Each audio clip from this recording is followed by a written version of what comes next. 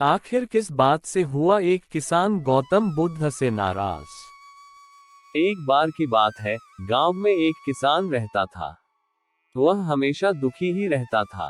उसकी परेशानी को देखकर किसी ने उसे गौतम बुद्ध की शरण में जाने को कहा। ये सुनने के कुछ समय बाद ही वह किसान बुद्ध की शरण में चला गया। गौतम बुद्ध के पास पहुंचते ही किसान उन्हें अपनी व्यथा सुनाने लगा। किसान ने कहा, हे महात्मा, मैं एक किसान हूँ और खेती से अपनी जीविका चलाता हूँ। लेकिन कई बार पर्याप्त वर्षा न होने के चलते फसल खराब हो जाती है, जिससे बहुत नुकसान होता है। मैं विवाहित हूँ और अपनी पत्नी से प्रेम करता हूँ और वह मेरा ख्याल भी रखती है। लेकिन कभी कभी वह मुझे कभी इतना परेशान कर देती कि मुझे लगता है कि यह मेरे जीवन में न होती तो कितना अच्छा होता। किसान की बातें गौतम बुद्ध बहुत शांतिपूर्वक सुन रहे थे। किसान ने अपनी बात आगे जारी करते हुए कहा कि मेरे अपने बच्चे भी कभी कभी मेरी बात नहीं सुनते और फिर मुझे बहुत गुस्सा आता है। उनके इस बर्ताव से लगता है वो मेरे बच्चे हैं भी या नहीं। किसान ऐसे एक एक करके अपनी सारी परेशानियां बुद्ध को बताता गया।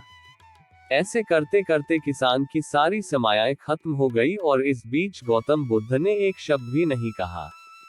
अपनी सारी समस्याएं बताने के बाद जब किसान का मन हल्का हो गया तो वह बुद्ध के जवाब का इंतजार करने लगा, लेकिन बदले में बुद्ध ने कुछ नहीं कहा।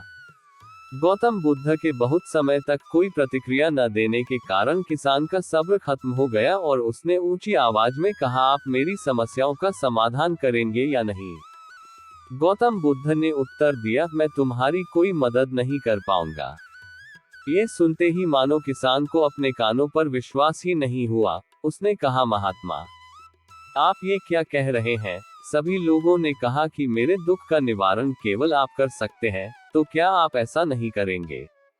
किसान के इस सवाल पर बुद्ध ने जवाब दिया, कठिनाइयां तो जीवन का हिस्सा होती है। तुम्हारे जीवन में भी इन कठिनाइयों का आना कोई नई बात नहीं है। मनुष्य कभी सुख प्राप्त करता है तो कभी दुख। जीवन में बहुत बार ऐसा भी होता है कि मनुष्य को अपने लोग पराये लगने लगते हैं और पराये अपने।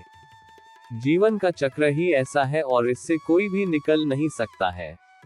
वास्तव में हमारा जीवन कठिनाइयों से भरा है। मैं, तुम और इस संसार के बाकी सभी लोग के जीवन में अनेकों परेशानियां हैं। अतः मैं तुम्हारी इन परेशानियों का समाधान करने में समर्थ नहीं हूँ। यदि तुम एक समस्या हल करने जाओगे तो दूसरी समस्या उत्पन्न हो जाएगी और उसे हल करने के बाद कोई नई। यही हमारे जीवन का कटु सत्य है। बुद्ध के इन वचनों को सुनकर किसान और अधिक क्रोधित हो गया और वहां से उठकर जाने लगा। इतने देर में बुद्ध ने उससे रोका और कहा, मैं तुम्हारी इस समस्या का समाधान तो नहीं कर सकता, लेकिन एक दूसरी समस्या का हल कर सकता हूँ। इस बात पर किसान ने आश्चर्य से कहा, इनके अलावा भला और कौन सी समस्या है? बुद्ध ने कहा, तुम ये चाहते हो कि तुम्हारे जीवन में कोई परेशानी न हो। यही कारण है कि तुम्हारे जीवन में अन्य समस्याएं उत्पन्न होती है। तुम इस सत्य को अपना लो कि जीवन में तो समस्याएं लगी ही रहती है। तुम बस हमेशा यही सोचते हो कि इस संसार में तुमसे अधिक दुखी और कोई नहीं है।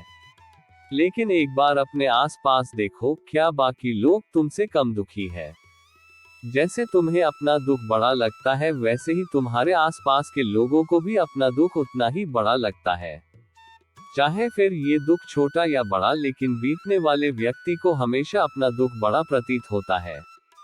यदि तुम ध्यान से देखोगे तो समझ जाओगे कि जीवन में चल रहे सुख दुख को तुम कभी नहीं बदल सकते, लेकिन इन सब से ऊपर अवश्य उठ सकते हो। सुख और दुख को तो आने से तुम नहीं रोक सकते, लेकिन इनका सामना कैसे करना है इसकी व्यवस्था कर सकते हो। अतः आज से ही तुम ये सोचना छोड़ दो कि तुम्हारे जीवन में कितने दुख है। दुखों के सागर के बीच जितना शांत रहोगे, जीवन में उतना ही संतुलन रख पाओगे। कभी भी इन दुखों को अपने ऊपर इतना हावी मत होने दो कि यह तुम्हें विचलित कर सके। इतना सुनते ही वह किसान बुद्ध के चरणों में गिर गया। अब वह अच्छे से समझ गया था कि आगे उसे क्या करना है। इस कहानी के माध्यम से गौतम बुद्ध ने उस किसान ही नहीं बल्कि सभी को ये सीख दी है कि जीवन में सुख में अत्यधिक खुश और दुख के समय अत्यधिक परेशान होने के बजाय एक संतुलित जीवन जीना चाहिए। यदि आप दुख और सुख दोनों में समान रहने की कोशिश करेंगे तो कभी अपने लक्ष्य से विचलित नहीं होंगे।